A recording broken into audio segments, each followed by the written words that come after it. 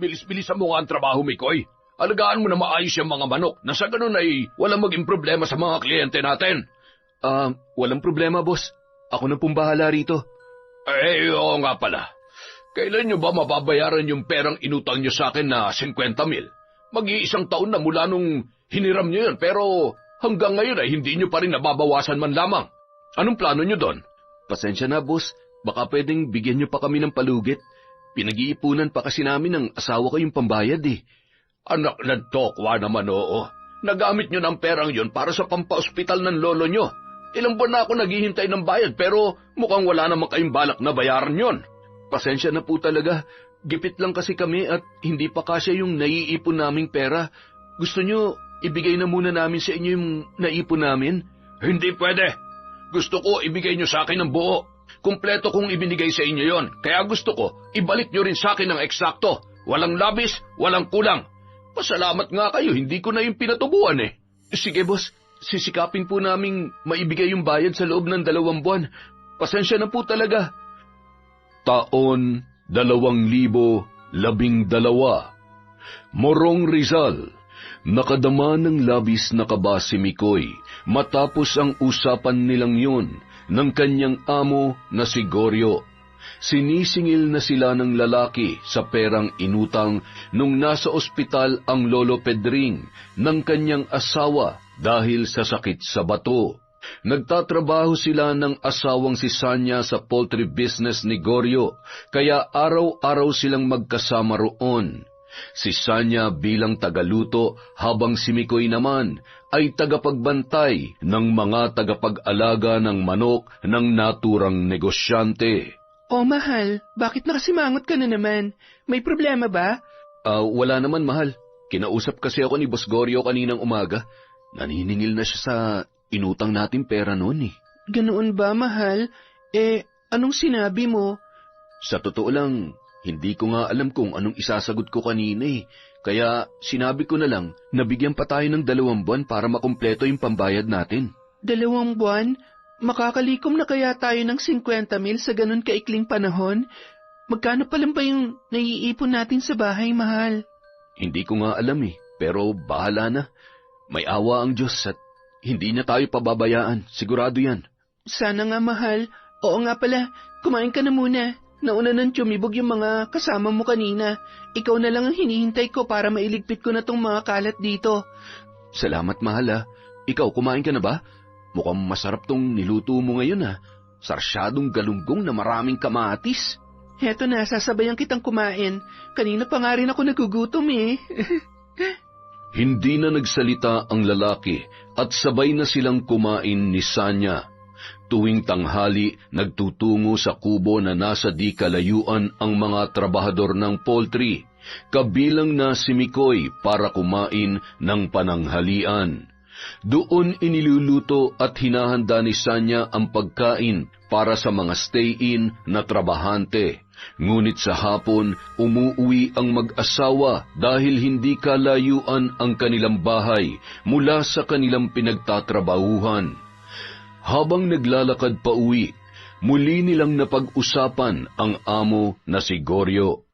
Mahal, nag-aalala ko kay Boss Goryo, lalo na ngayong parang inuobligan niya na tayong magbayad sa utang natin. Kilala mo naman yung amo natin na yon, sobrang sigurista. Yun nga rin ang iniisip ko sa kanya eh.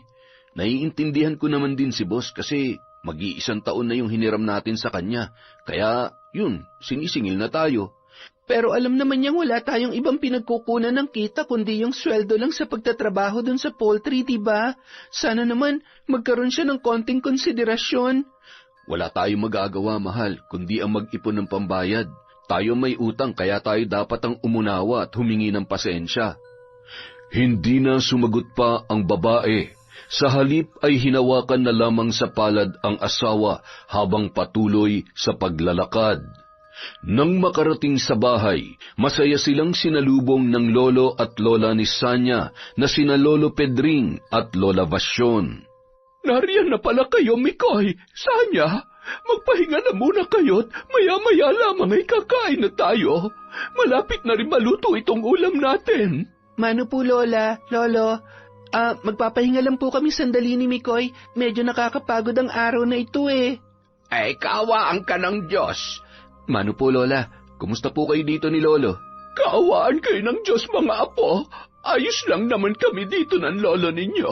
Ay, teka, bakit parang balisa yata kayong pareho? Kasi Lola, kinausap daw po si Mikoy ni Boss Goryo kaninang umaga. Sinisingil na yung perang inutang namin noon para sa pampaospital ni Lolo. Ay nako, yan naman boss ninyo, hindi makapaghintay. Alam naman niyang hirap tayo sa buhay nagmamadali pang makapaningil. Medyo matagal na rin po kasi yung utang natin sa kanya, Lola. Kaya naiintindihan ko po si Boss Goryo. Dapat kasi hindi nyo na lang ako pinagamot doon eh. Hindi sana tayo nagkaroon ng utang sa hambog na Goryong yon. Manahimik ka nga, Pedring. Kung hindi namin ginawa yun, di sana'y pinagpipiestahan ka na ng mga uod sa ilalim ng lupa. Sus, hinayaan nyo na lang sana ako. Susundan mo naman ako, hindi ba, Bebe Labs?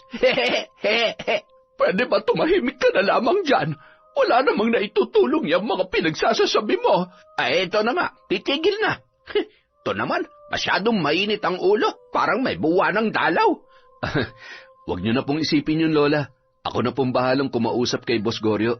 Ipapaintindi ko na lang sa kanya na hindi pa tayo makakabayad sa ngayon. Sana nga makaintindi yung lalaking yon. Gaya nga ng sinabi ko, para namang hindi mo kilala si Boss Goryo. Walang hindi nadadaan sa mabuti at kalmadong pakikipag-usap, mahal. Basta magtiwala ka lang sa akin. Kaya natin to. Maraming salamat sa iyo, Mikoy, ha?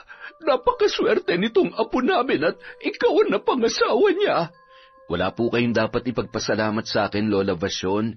Mahal ko po si Sanya, kaya mahal ko rin po kayong pamilya niya. Napangiti na lamang ang dalawang matanda sa sinabing yon ni Mikoy. Mula nang mamatay ang mga magulang ni Sanya ay silang dalawa na ang nag-alaga at nagpalaki sa kanilang apo. Kaya naman, ganoon na lamang ang pagmamahal nila dito. Kinabukasan, maagang nagtungo sa kanilang trabaho ang mag-asawa. Iniiwasan nilang malate sa pagpasok dahil tiyak na magagalit ang kanilang boss na si Goryo. Naiwan naman sa bahay ang dalawang matanda. Maglilinis muna ako ng bahay, Pedring. Magsibak ka na lang ng kahoy para may magamit ako mamaya sa pagluluto ko. Ay siya, sige. Doon muna ako sa labas. Tawagin mo lang ako kapag may kailangan ka, ha? Makalipas ang halos 15 minuto habang nagpapalit ng mga kortina sa bintana si Lola Vasyon, narinig niyang may kausap ang kanyang asawa mula sa kinaroroonan noon. At nang silipin niya kung sino, napasimangot siya sa kanyang nakita. Magandang umaga sa iyo, Pedring. Mabutit narito ka sa labas. Baka gusto mong bumili nitong paninda kong tinapa. Mura lang at tiyak kung magugustuhan niyong mag-asawa dahil ako mismo ang gumawa nito. Ay, ikaw pala, Odang. Magandang umaga din naman sa'yo. Naku, pasensya ka na. Gustuhin ko man bumili kaya labang wala akong pera. Alam mo naman ang asawa kong si Basyon ang humahawak ng pera at budget namin dito sa bahay. Ay, ganoon ba? Ikaw naman, para kang iba. Pwede naman kitang pautangin tapos bayaran mo na lamang ako kapag may hawak ka ng pera. Ay, teka, ilang balot ba? Ay, sus Mariosep, Odang, seryoso ka ba riyan? Sa totoo lang matagal na nga rin akong hindi nakakakain ng tinapa. At sa tingin ko, mukhang masarap nga yung gawa mo.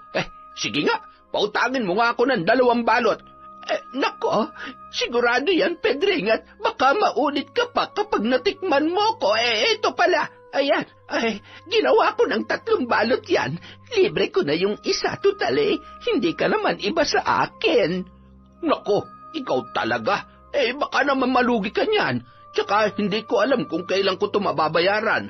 Pero kapag napadaan ka ulit dito, at nagkataong mayroon na akong hawak na pera, tsak na iaabot ko agad sa iyo ang bayad. Nako, wag mo munang intindihin yon. Ang mahalaga matikman mo muna yung tinapa ko na ako mismo ang nagpasarap. Sige, tamang-tama. Wala pa kaming ulam ngayong pananghalian. Titirhan ko na lamang sila Mikoy at Sanya para makakain din mamayang gabi pag uwi galing sa trabaho. Mabuti naman kung ganon. Paano, Pedring? Tutuloy na ako at ilalako ko pa itong mga natitirang paninda ko.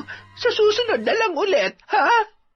Matapos yun sabihin ng matandang babae, ay agad na nung binitbit ang basket na may lamang mga tinapa, saka ngumiti kay Lolo Pedring bago lumakad papalayo. Habang nakasilip sa bintana, hindi maiwasang mainis at mapabulong sa sarili ni Lola Vasyon.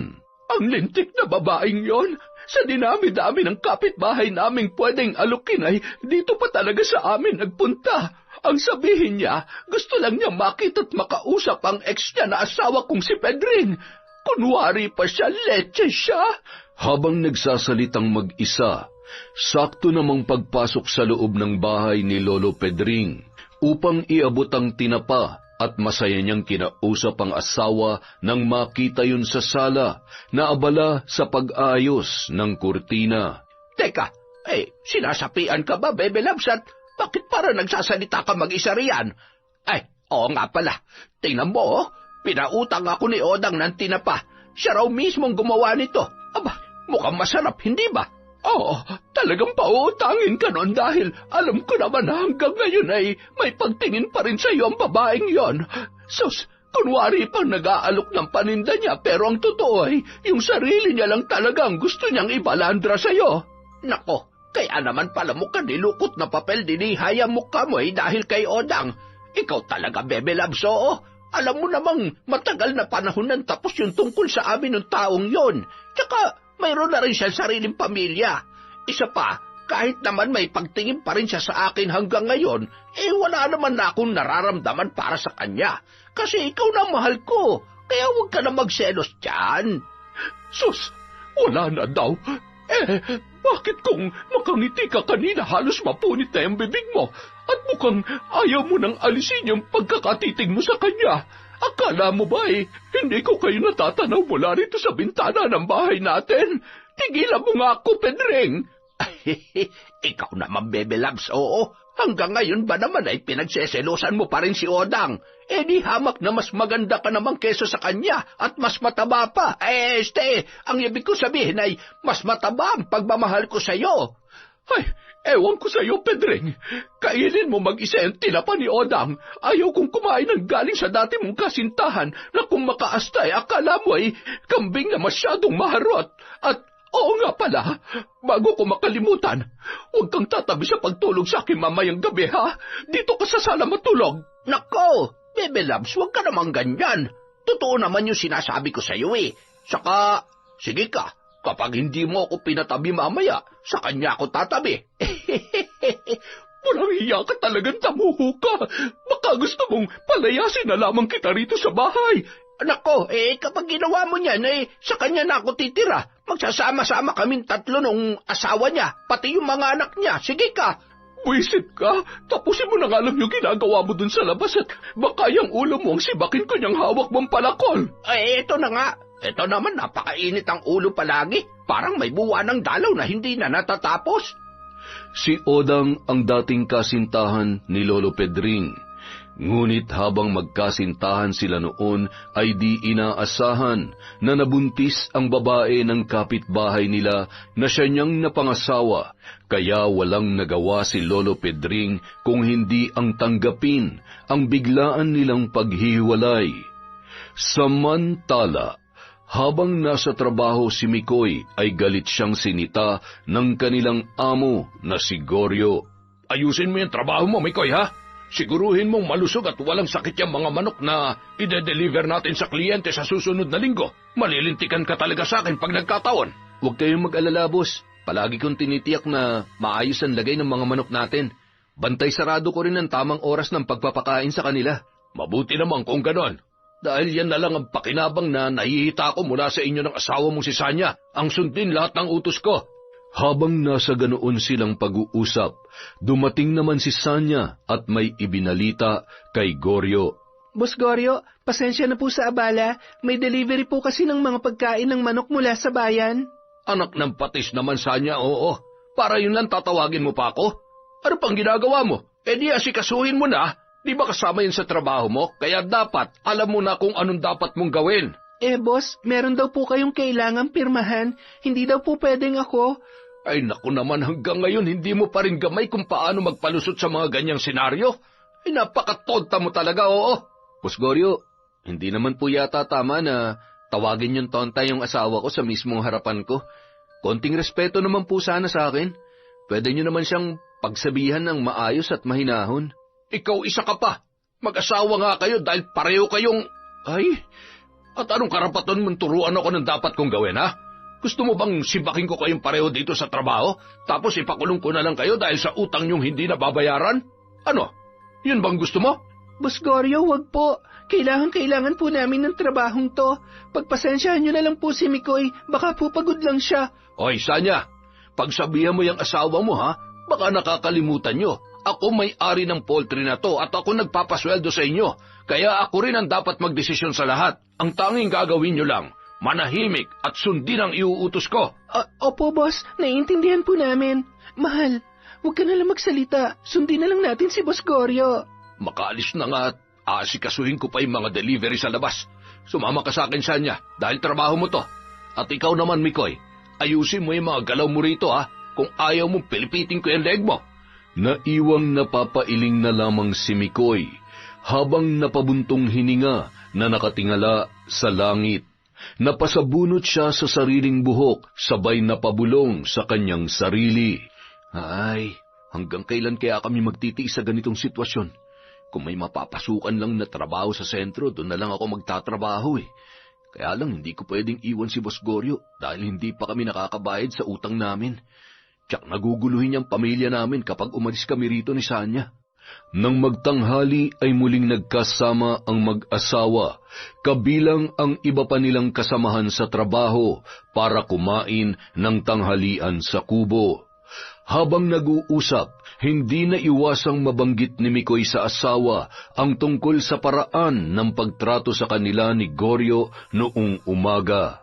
Bakit mo ka malungkot kayata, mahal? May problema ba? Hindi mo masarap yung niluto kong ginataang papaya? Hindi naman sa ganun, mahal. Ang sarap nga nitong ulam na niluto mo eh. Tsaka, kita mo naman, ang dami nakain ng mga kasamahan natin. Nakakawalang gana lang kasi kapag naaalala ko yung sinabi ni Boss Goryo sa atin kanina eh. Naku naman, mahal. Hayaan mo na lang si Boss. Para namang hindi ka sanay sa kanya. Diba, gano'n naman talaga siya. Huwag mo na lamang pansinin yon. Minsan kasi, mahal, sumusobra na yung mga pinagsasasabi niya eh. Parang hindi na makatao. Lalo na kapag ikaw ang pinagsasalitaan niya ng hindi magaganda. Naiintindihan naman kita, mahal. Pero ano pa ba magagawa natin? Nandyan na yan. Sa ngayon, ang tanging magagawa lang natin, magtiis. Naniniwala naman ako na malalampasan din natin ang lahat ng ito. Basta, naiinis pa rin ako sa kanya hanggang ngayon. Dapat hindi mo na ako inawat kanina eh. Marami pa sana akong gustong sabihin para kahit papano, matauhan naman yung lintik na yun. Mahal, walang maidudulot na mabuti ang galit at padalos-dalos na pagsasalita. Pilitin mong iwasang magsabi ng kung ano-ano kapag galit at mataas ang emosyon mo. Dahil dyan, nagsisimula ang mga malalim na hindi pagkakaunawaan. Ano pa nga ba magagawa ko? Pero mas mahalaga ka sa akin kesa sa gunggong na yun. Ay, kung naririnig niya lang lahat ng sinasabi ko ngayon, baka umusok ng tenga nun sa galit. Mabuti naman alam mo, at siguradong hindi yun papayag na walang gagawin para makaganti sa atin. Huwag lang sanang umabot sa punto na saktan ka niya. O kantiin niya tayo, dahil siguradong maghihiram siya ng mukha sa aso. Inakbayan na lamang ni Sanya ang kabiyak at hinagod ang likod para pagaanin ang kalooban sa kamarahang hinagka ng pisngi ng lalaki bago iniligpit ang kanilang mga pinagkainan. Samantala, kasalukuyang magkasama sina Lolo Pedring at Lola Vasyon papunta sa palengke nang makasalubong nila sa daan si Aling Odang. Agad na napasimangot si Lola Vasyon nang batiin sila ng ginang. Kayo pala, Pedring! Vasyon! Magandang umaga sa inyo! Kanina maganda na sana ang umaga, pero ngayon biglang pumangit ang paligid. Ewan ko ba kung bakit? Ikaw naman, Basyon. Ang aga-aga eh. Ang init ng ulo mo. Teka, Saan ba kayo pupunta nitong si Pedring? Bakit? Obligasyon ba naming ipaalam sa'yo lahat ng lakad namin, Odang? Ay, sa palengke. Pupunta kami sa palengke para mamili ng maiuulam ngayong tanghali at para sa hapunan mamayang gabi. Ay, teka, sisingilin mo na ba kami sa inutang kong tinapa? Ay, nako, ikaw naman, Pedring. Huwag mo na munang isipin yon at hindi ko naman kayo minamadali. Hayaan mo na lamang muna. Oh, hetong bayad namin dun sa utang ni Pedring. Siguro naman sapat na yan. At huwag mo na rin ibalik yung sukli para naman hindi mo na kami guluhin ang asawa ko. Sobra ka naman, Basyon. Hindi naman ako nanggugulo. Pero, teka, sigurado ba kayo? Baka wala pa kayong pera. Isa pa hindi pa naman ako naniningil. Anong walang pera? Minamaliit mo ba kami?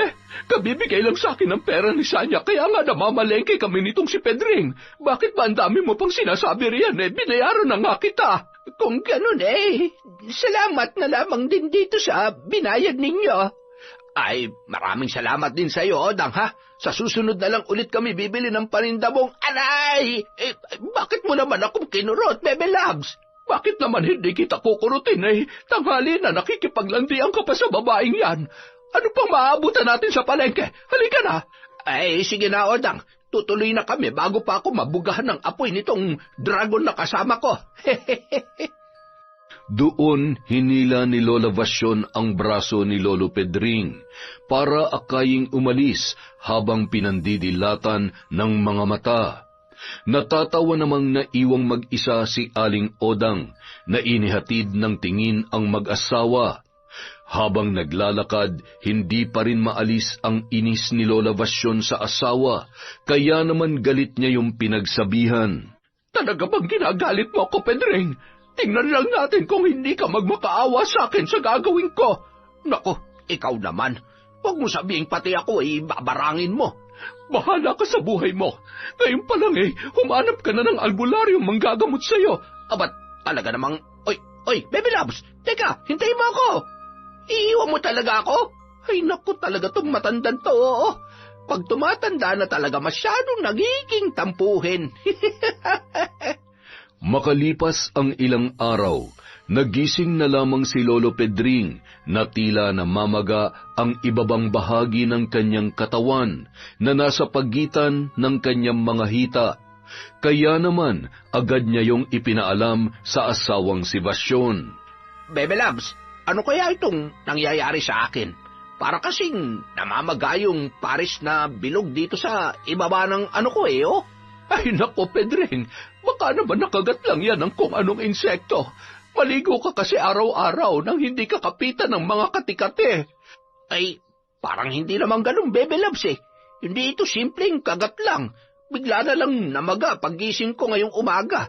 Kagabi pa kasi ito nangangati ng konti. Tsaka, anong sinabi mo? Maligo?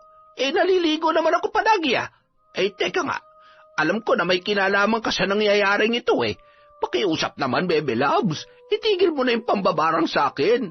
Pati ba naman ako itatalunin mo pa? Aba, Pedring, wag mo nga akong pinagbibintangan at wala ka namang ebidensya. Anong walang ebidensya? Yung sinabi mo pa lang sa akin nung simulan ko nang humanap ng magaling na albularyo, alam ko na agad na may balak kang gawin na masama. Bebe Labs naman, kung si Odang lang ang dahilan kung bakit mo ito ginagawa, di sige. Simula ngayon, hindi ko na siya kakausapin at hindi na rin ako makikipagbiruan sa kanya. Basta ibalik mo lang sa dating itsura tong mga bola-bola ko, sige na. Basta, wala akong alam dyan.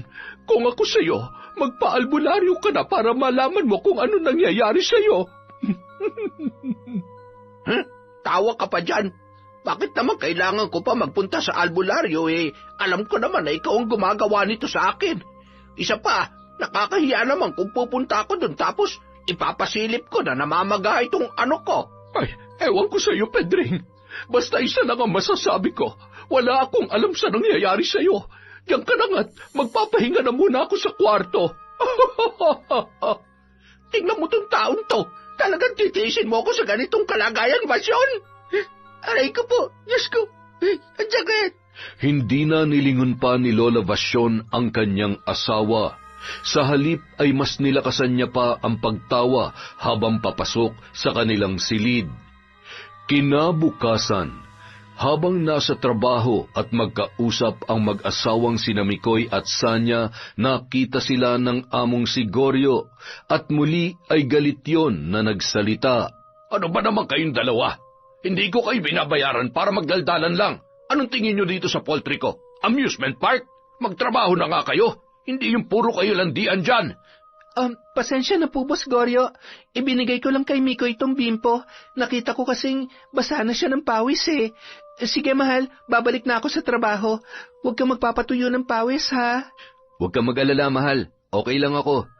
Maraming salamat ha. Sige na, bumalik ka na dun sa kubo.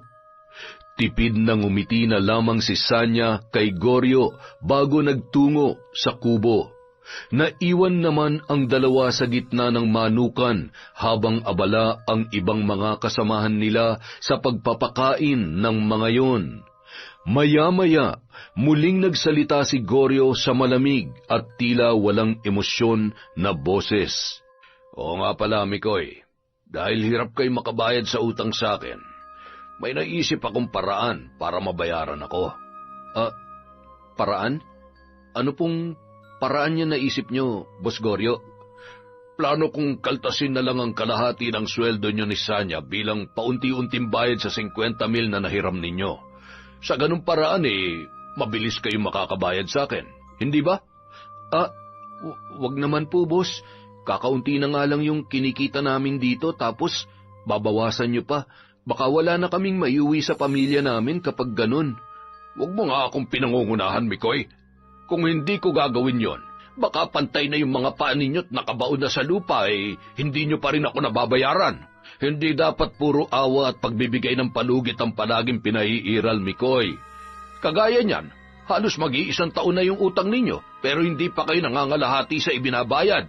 Pero pwede rin namang yung asawa mo na lang ang ibayad mo sa akin.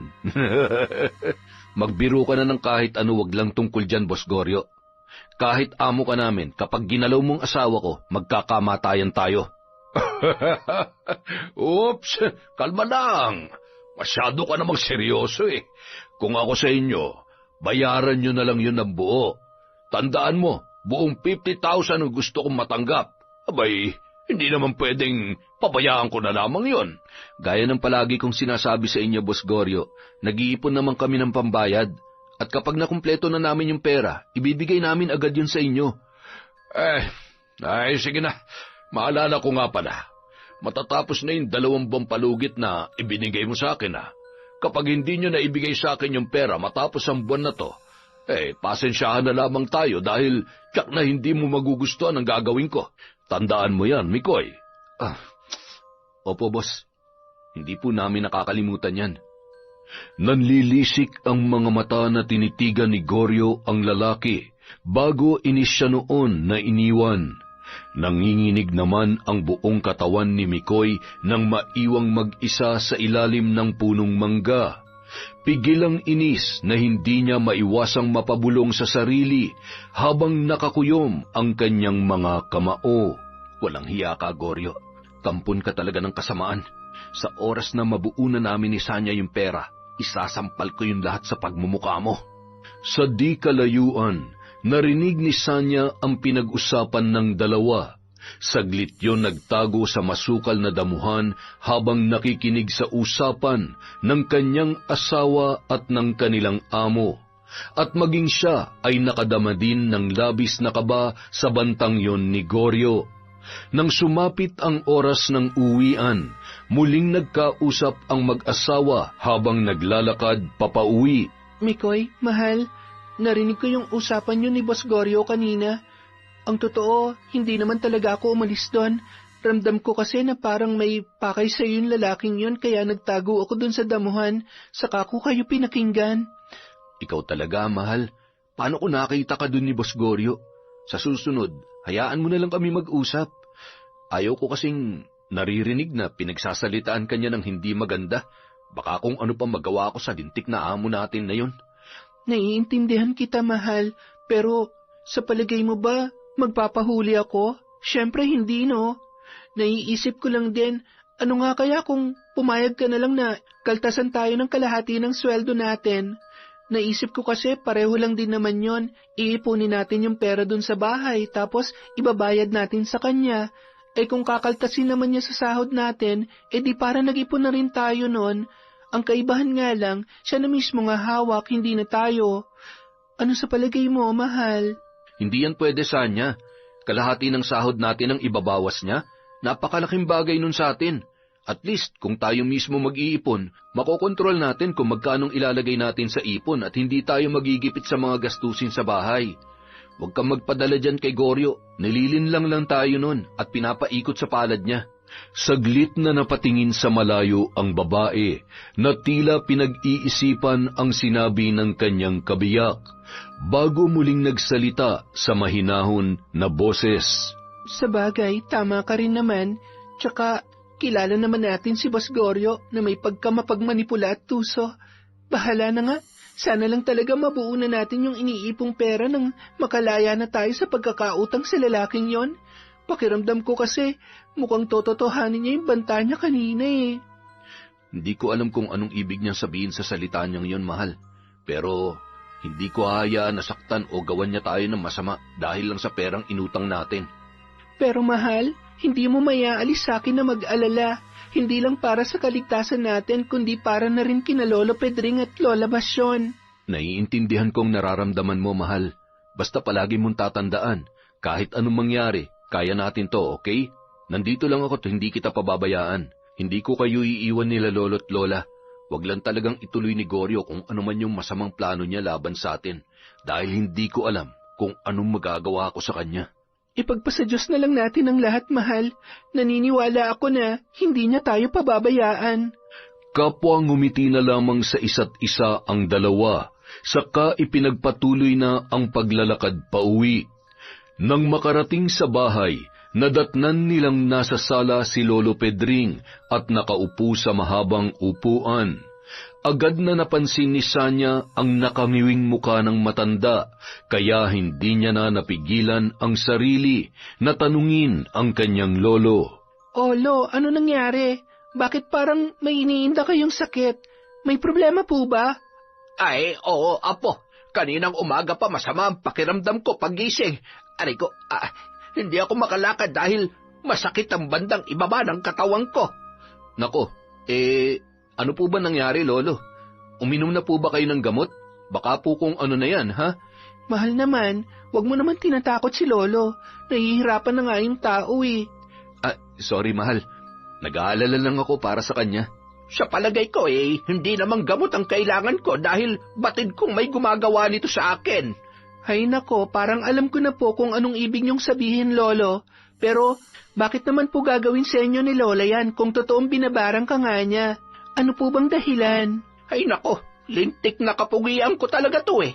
Yan lola mo nagsiselos kay Odang, kaya pinamagaan niya tong mga kalembang sa ibaba ko.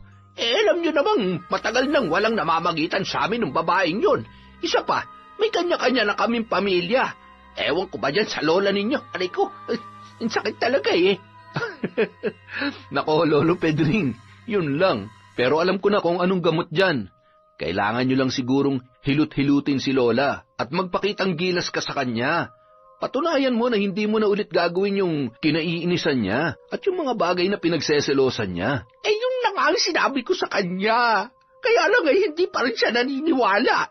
Sana naman itigil niya na itong ginagawa niya sa akin dahil sobrang sakit na at hindi na ako makalakad sa sobrang aray ko. Teka, nasan po ba si Lola? Susubukan ko na lang po siyang kausapin. Baka makinig sa akin at maawa sa inyo. Hay, isa pa nga yun eh. Kanina pa siya wala rito. Matapos namin kumain ng pananghalian umalis na at hindi naman sinabi kung saan siya pupunta. Hanggang ngayon hindi pa rin umuwi. Pagdating kausapin mo na nga. Sige po, Lolo. Susubukan ko po siyang kumbinsihin. Ang hindi nila alam, nasa labas na ng bahay at papasok na sana si Lola Basyon. Patawa-tawa yun habang nakikinig sa kanilang usapan, saka napapabulong sa kanyang sarili. Ano? Di ngayon kailangan mo ng padrino. Gagamitin mo pa yung apo natin para pakiusapan na kung itigil na ang ginagawa kong pambabarang sa'yo. hindi mo na siguro kayang buhatin ang pamamaga at bigat ng 2 bolang parang bugok na. Matapos yun, nagpasya ng pumasok sa kanilang bahay si Lola Vasyon at nagkunwari na walang anumang narinig. Nang mapadaan siya sa harap ni Lolo Pedring, hinawakan siya noon sa braso at tila nagsusumamo na nagsalita. Bebe Labs, mahal, pakiusap naman, itigil mo na to. Alam ko naman na ikaw lang ang gumagawa nito sa akin eh. Pangako, hindi ko nakakausapin si Odang at hindi ko na siya kailanman isasali sa usapan natin. Ano, Pedring? Hindi mo na ba kaya? Masakit na? Magang-magana ba yung kalembang mo? Kita mo tong taon to. Nang inis pa. Oo nga, sobrang sakit na. Buong magapon na akong pinahihirapan ng kirot nito dahil sa pamamagae.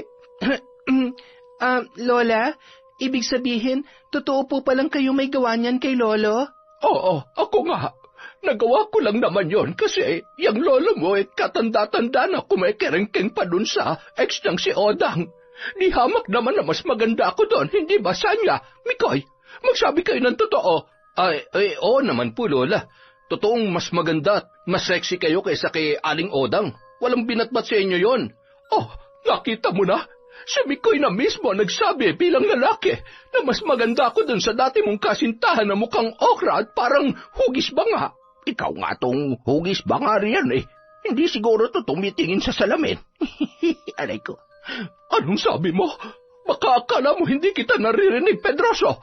Gusto mo bang paputukin ko na yung maitim at magaspang mambola sa ibaba? Lolo, Lola, tama na po. Ganito na lang.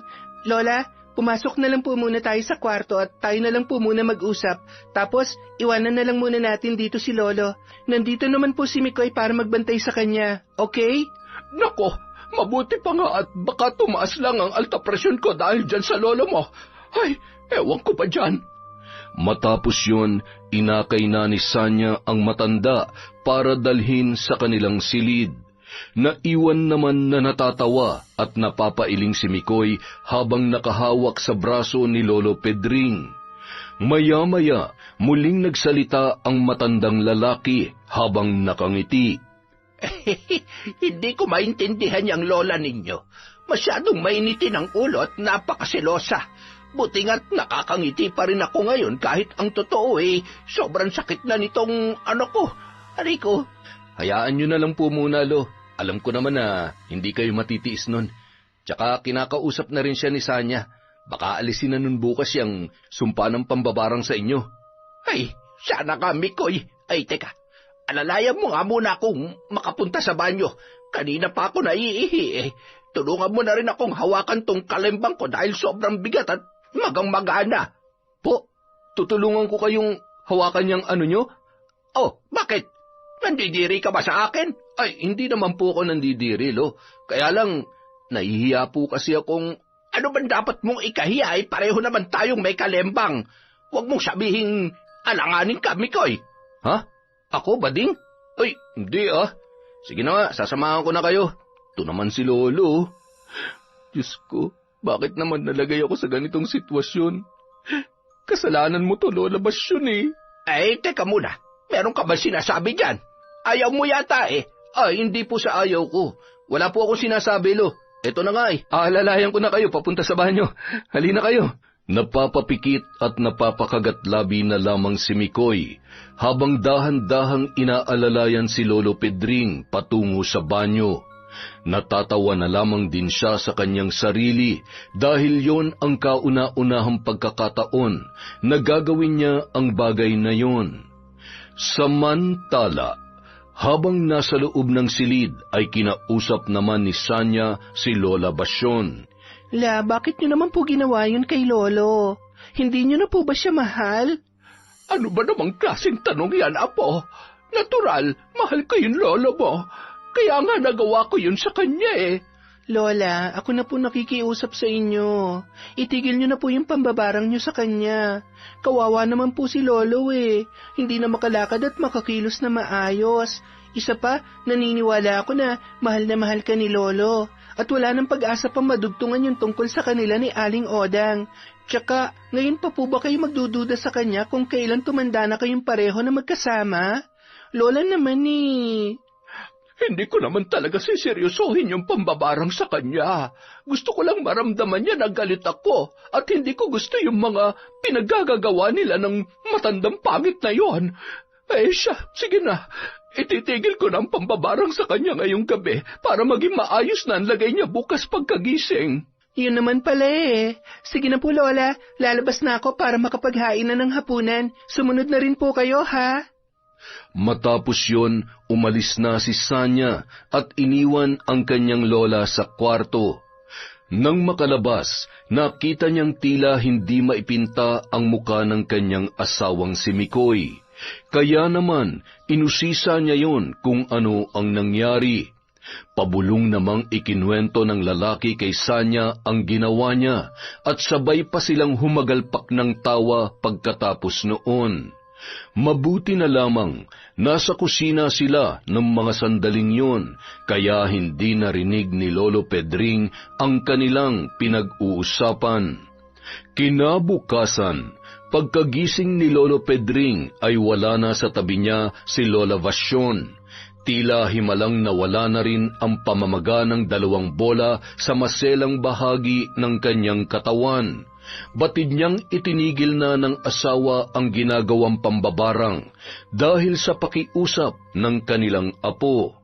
Masaya siyang lumabas ng silid at nakita ang kanyang asawa na naghahanda ng kanilang almusal sa kusina. Kaya nilapitan niya yon at nakangiting kinausap. Magandang umaga, Bebe Labs. Alam mo ba, maganda ang gising ko ngayon. Alam ko kung bakit. At kalimutan mo na yung mga nangyari. Oo na, aaminin ko nang ako nga ang gumawa noon sa'yo. Pasensya ka na. Naiinis lang kasi ako sa inyo ng Odang na yon. Ay sus, ikaw naman, Bebe Labs. Huwag mo nang pagsilosan yung taong walang kalaban-laban sa'yo. Maniwala ka sa akin at panghawakan mo yung pinangako ko na ikaw lang ang mamahalin ko at wala nang iba hanggang sa huling hininga ko. Oo na, naniniwala na ako. Pero mangako ka na iiwasan mo na't hindi mo nalalapitan ng babaeng yon, ha? Ay oo naman, pangako yan. Hindi na. Ikaw na lang ang palaging titingnan ko at sayong-sayo lamang ako, Bebe Labs. Mabuti naman, dahil kapag inulit mo pa yon, masigit pa dyan ang gagawin ko at idadamay ko na yung Odang na yon. Oy siya, tara na kumain na tayo ng almusal.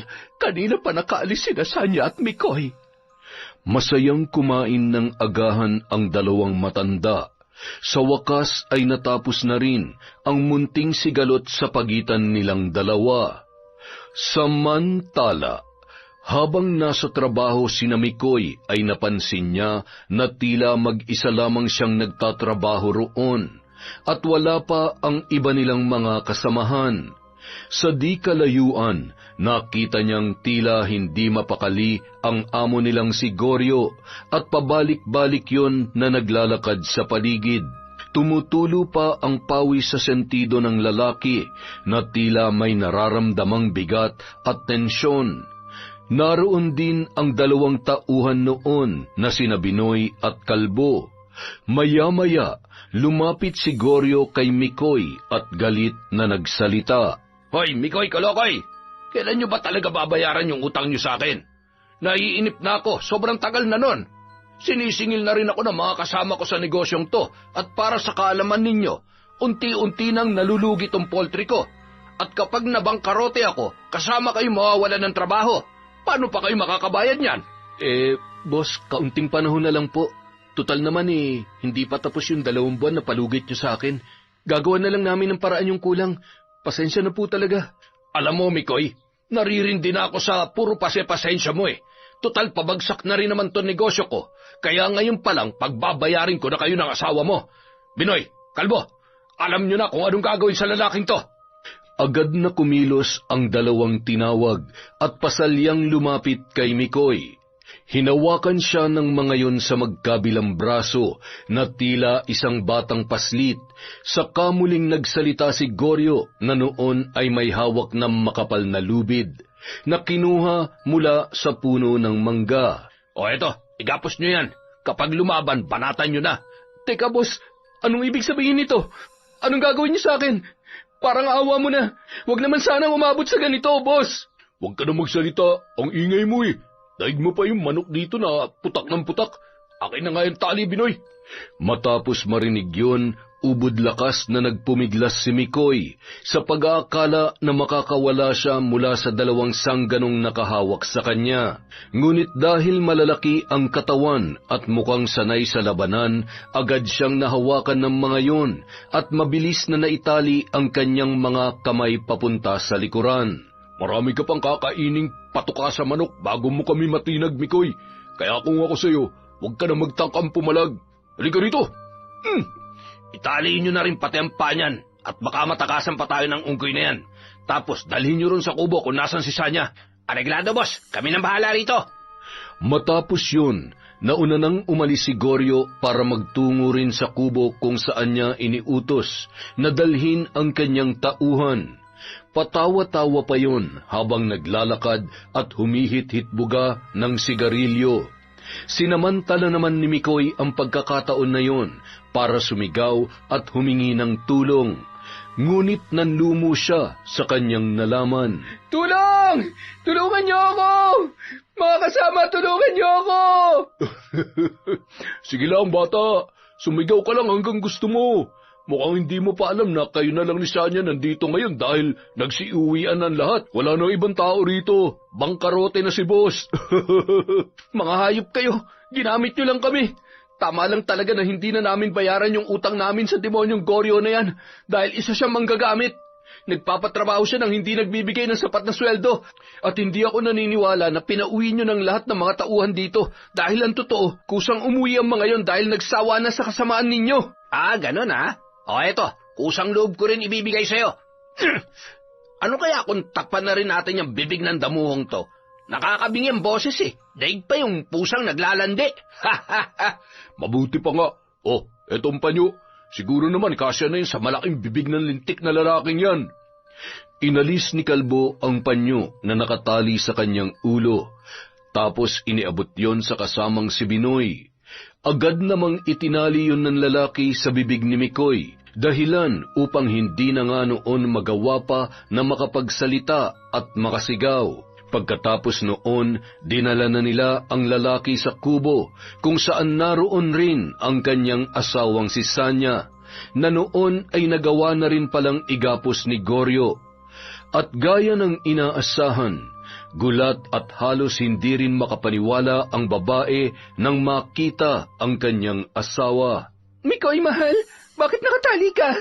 Ano ba kasi nangyayari, Boss Goryo? Bakit niyo ito ginagawa sa aming mag-asawa? At dahil hindi magawang magsalita ni Mikoy, tanging pagpupumiglas at pagpupumilit na makawala sa pagkakatali lamang ang kanyang ginagawa habang bakas sa mata ang labis na galit. At dahil hindi nyo alam kung bakit nandito kayong pareho nitong palyado mong asawa, ipapaliwanag ko ngayon ng simple. May utang kayo at hindi nakakapagbayad sa akin, di ba? Kaya naman, ikaw na magiging kabayaran nun, Sanya. Nang marinig yun, lalong nagpumilit na makawala si Mikoy habang hawak pa rin siya ng dalawang alalay ni Goryo. Pawisan na rin yun, dala ng labis na pagkamuhi dahil sa nakikitang ginagawa sa kanyang asawa. Gusto mo ba talagang bitawan ka namin? Eh di sige, Binoy, bitawan mo na. O yan, baliw.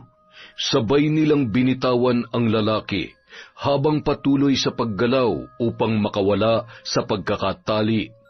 Ngunit dahil nakagapos ang mga kamay at paa, agad siyang bumagsak sa lupa, dahilan para siya ay mapahandusay. Nang makita ni Sanya ang ginawa sa kanyang asawa, napasigaw siya, dala ng matinding galit. Mga hayop kayo! Pakawalan yung asawa ko! Hindi niyo pwedeng gawin sa amin to! Isusumbong ko kayo sa mga pulis at tinitiyak ko na mabubulong kayo sa bilangguan! Ang lakas ng kumpiyansa mo, makukulong talaga kami ah. Bakit? Sa palagay mo ba paniniwalaan ka ng mga kamag-anak kong pulis? Kahit sino sa kanila, walang makikinig sa'yo. O kayong dalawa, tanggalan nyo na ng damit ang babaeng ito. Hindi, wag! Tumigil kayo! Anong gagawin niyo sa akin? Wag! Diyos ko, tulungan niyo po ako! Wag! Mabilis na nagsikilos sina Binoy at Kalbo, at sa maikling sandali lamang naalisan na nila ng kasuotan ang babae. Lumantad sa paningin nila ang walang saplot na katawan noon, habang si Mikoy naman ay nakasalampak pa rin sa lupa at pilit na sinusubukang kumawala. Halos mapatid na rin ang ugat niya sa leeg dahil sa pagsigaw, ngunit walang tinig na lumalabas dahil may busal na panyo ang kanyang bibig. Ngayon alam ko na kung bakit mahal na mahal mo itong si Sanya, Mikoy.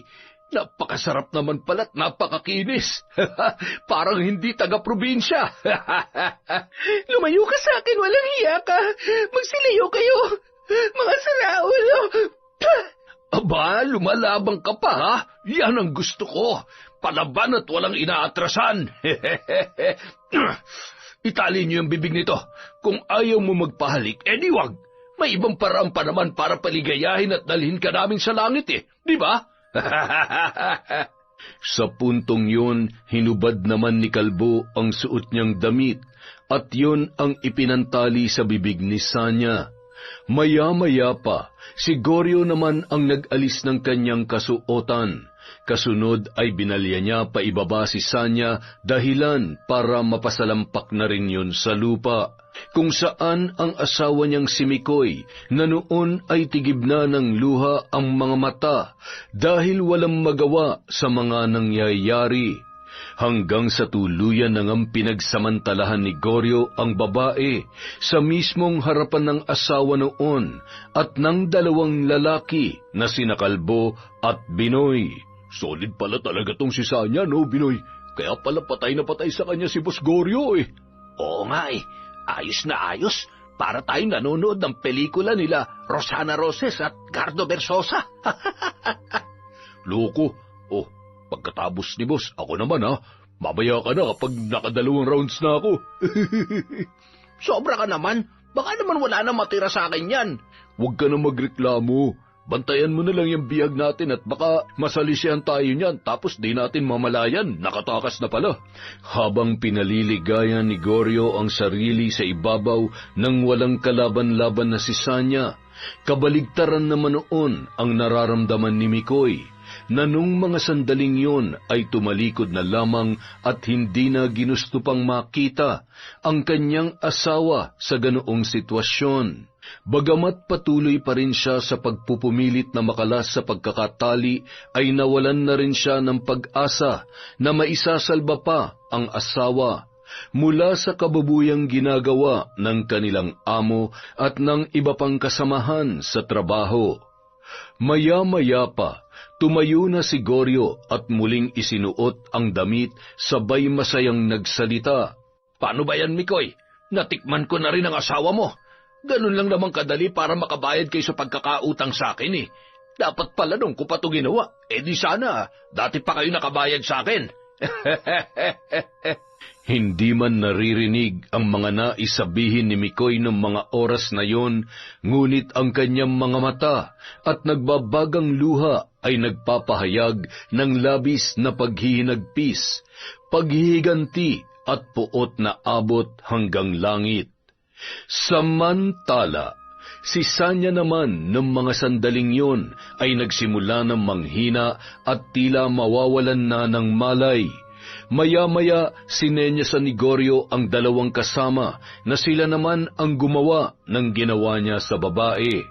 Agad namang tumalima ang dalawa at sabay nilang pinagsaluhan si Sanya hanggang sa tuluyan na yung nawalan ng malay. Makalipas ang halos 3 oras. Gising ka na pala, Sanya. Dahil mabait ako, pakakawalan ko na kayong dalawa. Pero sa isang kondisyon.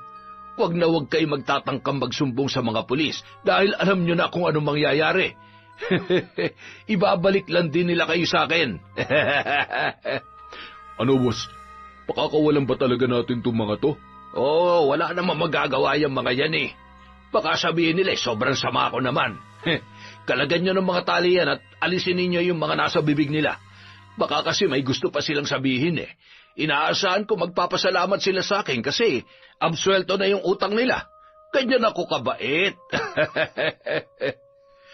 Agad namang kumilos ang dalawa para kalagan sina Mikoy at Sanya. Nang tuluyan ng makalaya ay agad nilang niyakap ang isa't isa at kapwa napahagulgol sa pag-iyak. Nagtawanan at nagsipalakpakan naman ang tatlo habang hindi nila napapansin ang pagbubulungan ng mag-asawa. Huwag ka na lang magsalita, mahal.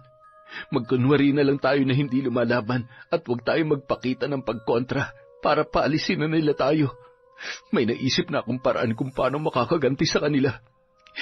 Gusto ko silang patayin ngayon, Mikoy.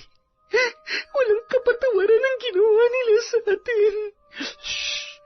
Huwag ka muna maingay. Saka na tayo kikilos kapag nasa labas na tayo. Ang mahalaga ngayon, makaalis muna sa impyernong lugar na ito, mga demonyong yan. Hindi na sumagot pa si Sanya. Sa halip, mas hinigpitan pa niya ang pagkakayakap kay Mikoy. Tanda ng pagsang-ayon sa mga sinabi noon. Nasa ganoon silang tagpo nang muling magsalita si Goryo. Hoy, ano to, teleserye? Tapos na ang shooting, mga ugok. Ihatid nyo ng dalawang yan doon sa gate. Naaalibadbara na ako eh. Pero siguruhin nyo lang na walang makakakita sa inyo, ha? Dahil kapag nabulilyaso tayo, susunugin ko kayo ng buhay. Naintindihan nyo? Yes, boss. Kami nang bahala sa mga ito. Sinamahan na nila ang mag-asawa at pabalyang itinulak palabas ng gate. Dumura pa si Kalbo sa harapan nila bago ngumiti ng nakakaloko, bago isinara ang tarangkahan. Kasunod noon ay nagmamadali na sila naglakad para makauwi sa kanilang bahay. Habang nasa daan, hindi nila maiwasang maging emosyonal, ngunit niyakap na lang nila ang isa't isa at sinabi sa mga sarili na patuloy na magpapakatatag dahil hindi na nila mababawi pa ang bagay na nangyari na. Maya-maya pa, sabay silang huminto sa paglalakad nang mahinahon na nagsalita si Sanya. Naisip ko lang, mahal. Kung totoong kakampi at kamag-anak ng Goryong yun ng mga pulis, bakit takot siyang mabulilyaso at mabisto ang ginawa nila? Mahal, nun pa man alam ko ng taktika lang ni Goryo tungkol doon para takutin tayo. Alam kong hindi totoo yun. Pero kung plano mo magsumbong sa mga kapulisan, hindi tayo tiyak kung anong gagawin nilang hakbang o kung may kikilos ba sa kanila. Isa pa, nakahanda ka bang ipaalam sa karamihan yung nangyari? Ayoko pa, Mikoy.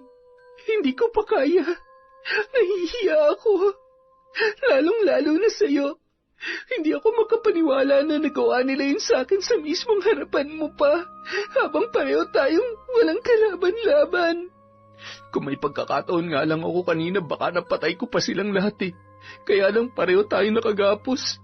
Hindi lang sa mga lubid, kundi pati na rin sa mga panlalapastangan nila sa atin. Hindi na yata ako karapat-dapat sa iyo, Mikoy. Dungis na ako sa sarili ko at wala na akong mukhang mahirap sa iyo. Ano ka ba naman, mahal?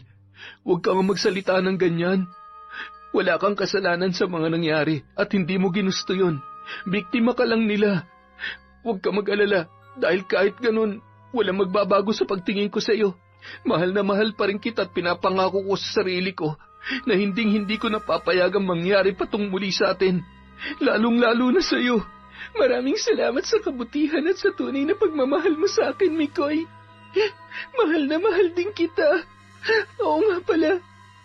Kung ganun pala na nag-aalangan kang isambong natin sila sa mga otoridad, anong paraan naman yung naiisip mong gawin kagaya nung sinabi mo kanina? Napabuntong hininga muna ang lalaki. Pagkatapos ay tumitig sa mga mata ng kanyang asawa.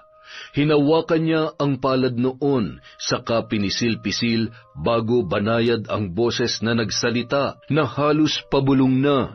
Nakalimutan mo na ba, mahal? Hindi ba mambabarang si Lola Vasyon?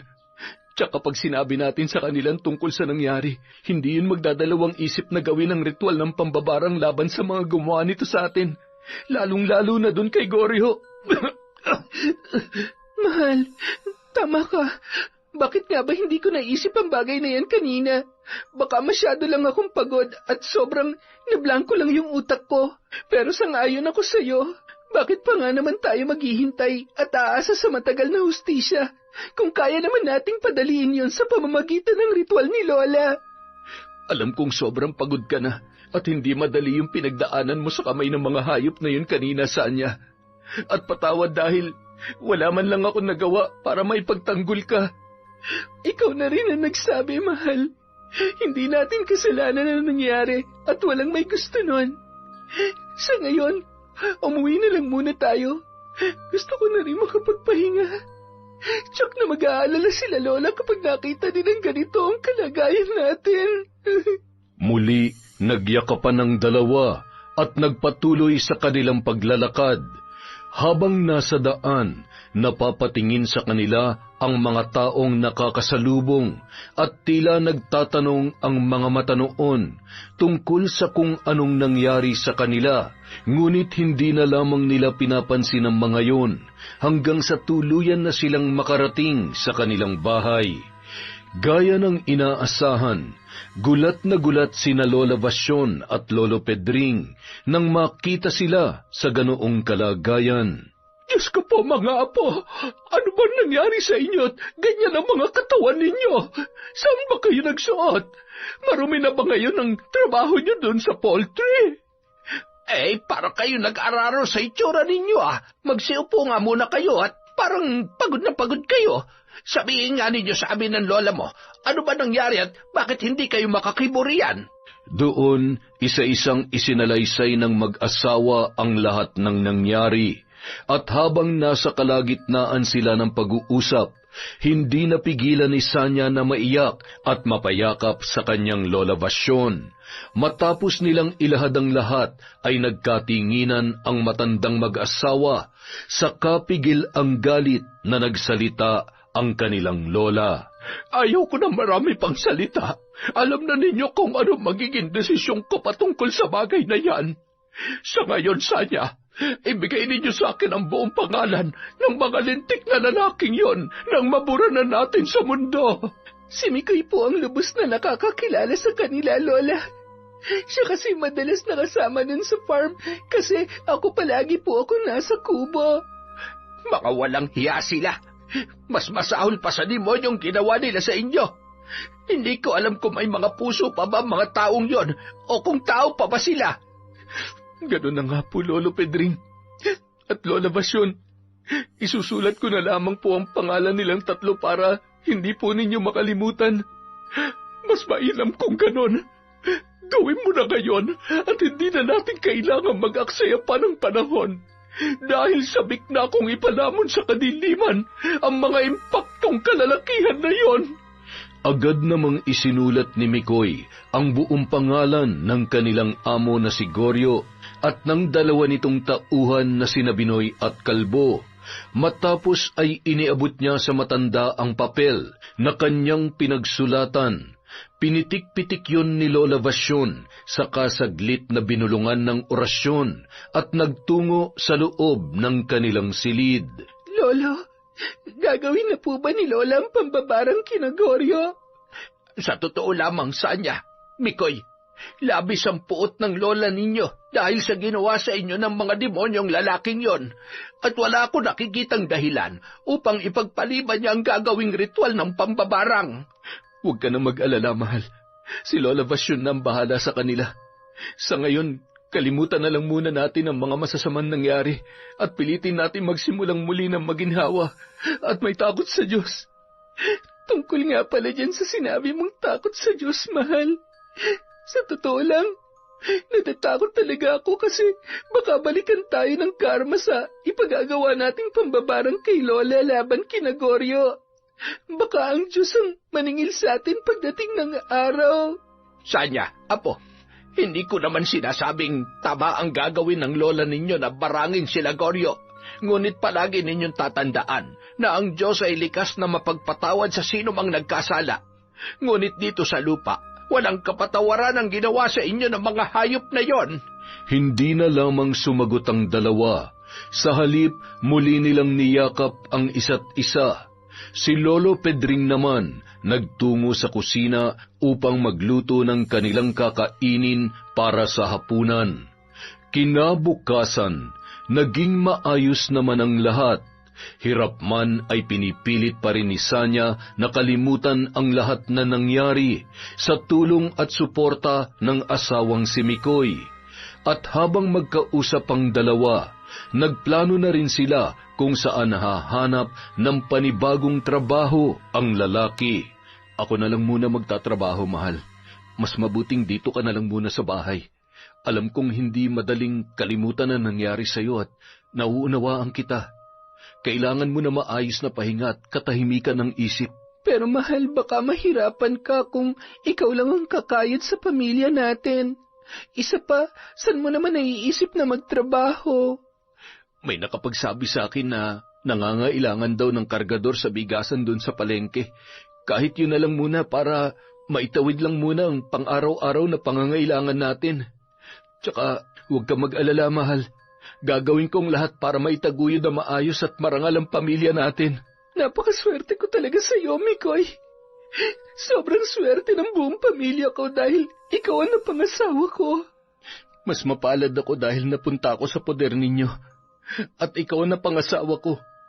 Palagi mong tatandaan, anumang pagsubok ang mga nangyari o mangyayari pa, hindi kita pababayaan.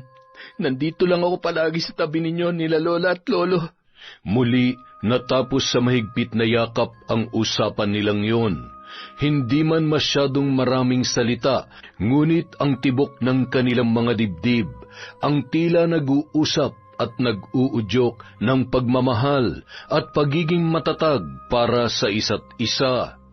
Sa kabilang banda, habang nagkakasiyahan sa loob ng mabaho at abandonado, masukal na lugar ang tatlong kalalakihan na sina Goryo, Binoy at Kalbo. Biglang may kakaibang naramdaman si Binoy. Arigo, sandali lang boss ha. Mamaya ko natatagayin yan. Bigla kasing sumikip ang dibdib ko eh. Parang biglang may sumuntok sa loob. Naku, ang sabihin mo, hindi mo na kaya dahil mahina ka naman talagang uminom. Hindi ako nagbibiro, Kalbo. Ay, aray, sobrang sakit ng dibdib ko. Pati na rin ang ulo ko. Hindi na yata normal to. Tulungan niyo ako. Matapos yun sabihin ng lalaki, nagsilabasan sa bibig niya ang sandamakmak na malalaki at matatabang uod na kulay itim. Agad yung nagkislutan patungo sa kanyang ilong at pumasok doon. Nagulat naman sina Goryo at Kalbo nang makita ang kanilang kaibigan at halos hindi makapaniwala. Putya, Binoy, hindi mo sinasabi sa amin na may tinatago ka palang salamangka. Pambihira. Ang pangit ng talent mo, Unggoy. Nakakasuka ka. Tigilan mo na nga yan. Boss, mukhang hindi nagbibiro si Binoy. Totoo yung mga uod na lumalabas sa bibig niya at pumapasok sa ilong niya. Ay, kayong ang dalawa ha. Huwag niyo akong paandaran ng mga kalokohan ninyo. Hindi niyo ako mauuto, mga hunghang.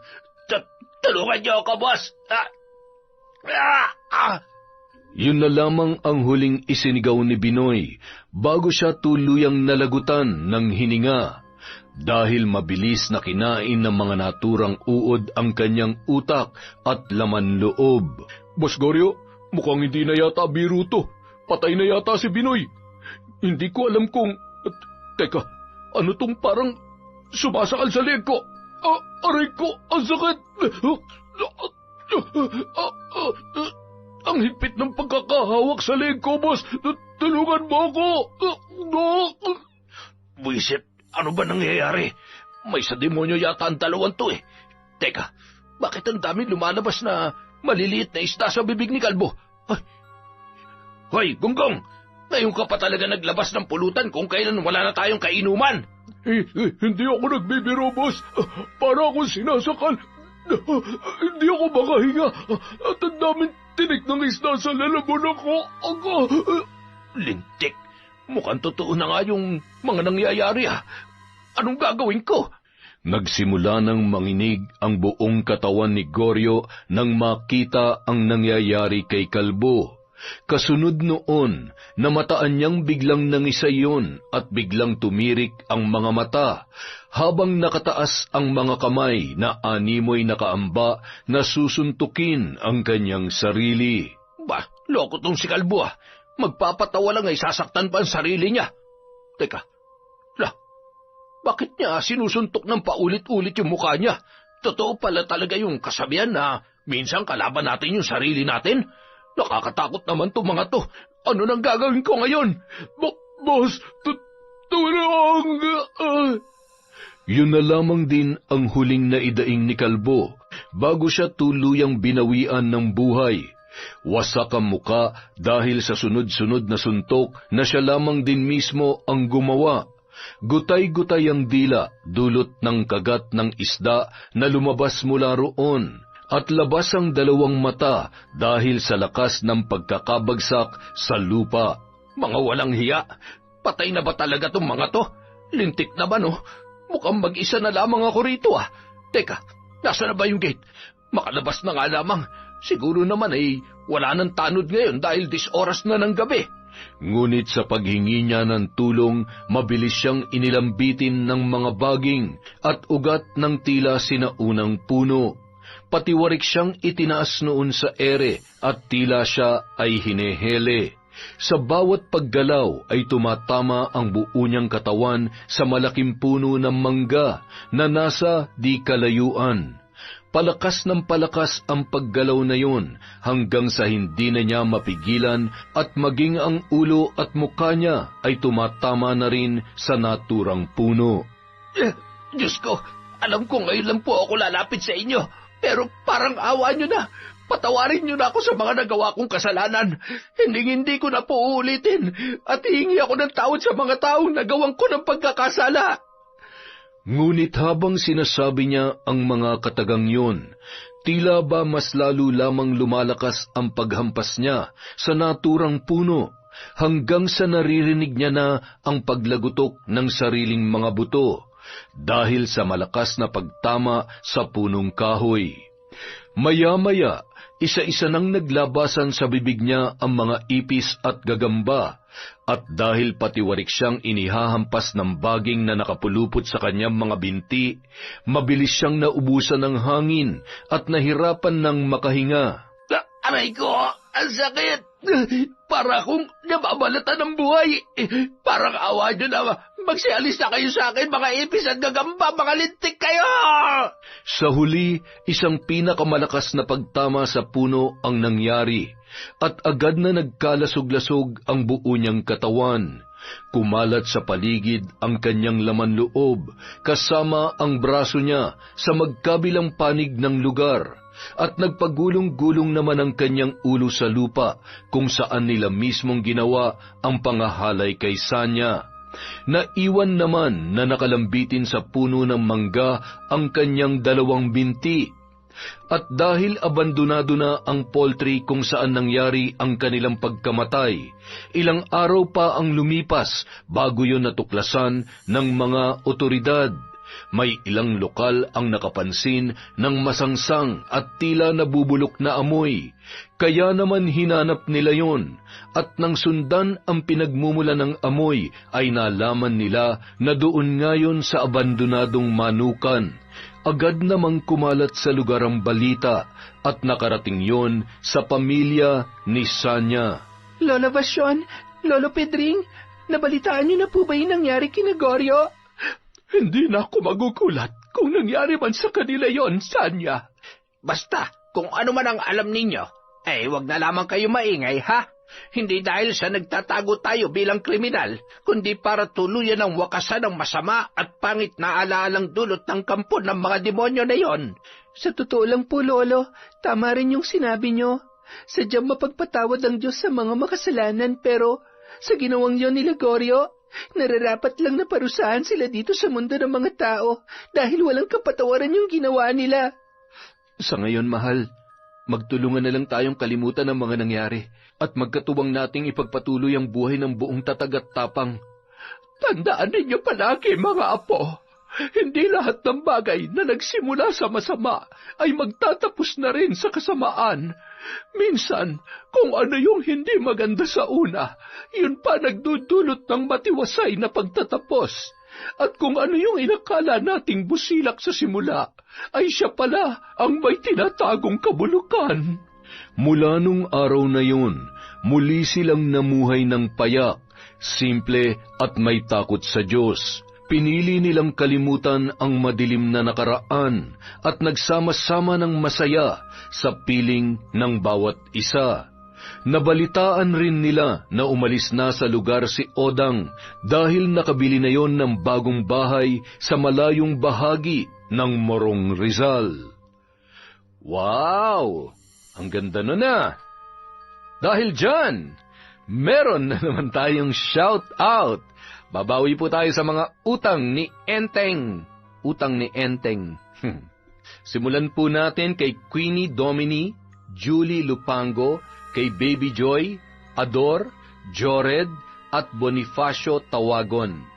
Hi po kay Edgardo Fontanilla, kay Michelle, kay Febe Ranyada, kay Christiel Mamado, Jima Pendon.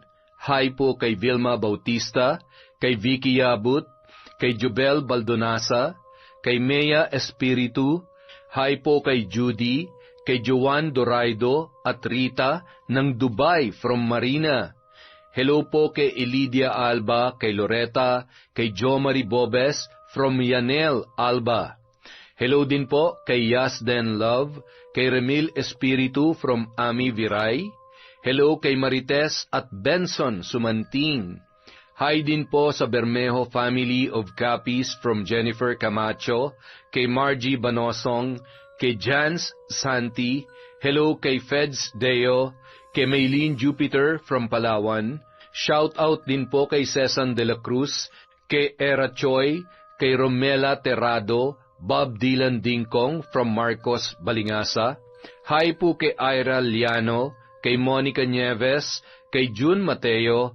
Hello kay Febe Jane Toledo, kay Marjorie Dequila, kay Josephine Marcaida, kay Chini Ria Huntong, kay Joy Aniban, Christine Victorino. Hi po kay May Peña, kay Cute Survivor, kay Medalina. Hello kay Jasmine Vicente, kay Honey Austria, Bagnol family from Gioong Bagnol. Hi po kay Jackie Lou Ponce, kay Jessie Grace Nov 1. Hi kay Elizabeth Dungka, kay Marian Laborte, kay Gay Somodio, kay Maika Elicano from Bohol. Hi po kay Silviana, sa Dordas family of Batangas from Patrick Dordas, kay Brandon Tabuena Labs, miss ka na ni Labs, Inday Besel. Hello po kay Lady Dam, kay Marie Chris Azures DJ from Macau. Hello po kay Alele, Yanyan, Flor, Bing, Leonie, Febra, Chi, at Orogo from Nick Antipolo. Hello po kay Winnie Belnas, kay Jomer Mejia, Janet DeProft. Belated happy birthday kina Tresha May at Marjorie. Hi kina Troy at Axel from Peter Tom Galindez. Hi din po kay Micaela, Rain, Freya Ray from Rosemary Casonete. Hello po kay Celia Tolentino, kay Rica Garcia, kay Catalejas Soto. Hello din po kay Rose Dabakel from Sultan Kudarat, kay Jana Mihare, kay Rosemary Lagunsad. Hello kay Ray, Billy Ray, Jenny May from Lucy Buendia. Hi kay Mercy Grace Sioting. Hello din po kay Nida Estuaria, kay Jenna Concepcion, kay Pureza Tagiwalo, kay Candida de Balucos. Hello kay Penny Nalog, Teresita Cantal, Reynato Gagelonia, Kurt Mina, Sebastian Albao, Beverly May, Reyna Glenn of Kapatagan Digos. Wow, Mount Apo yun. From Robert Dalmasio. Hello po kay Ann Lopez Flores. Sa Reyes family from Tessie Reyes, kay Jonah May Felisario, kay Aresna Legaspi, Crizaldi Cortez, Marilu Jerico, Adel Cuadrilero, Reca Jucoy, Jennifer Agustin, Ginalyn Haldo, at kay Shahane Belilo from Jane Barcelon. Para po sa mga hindi natin nabanggit, marami pa po tayong susunod na video mula sa Kwentong Enteng.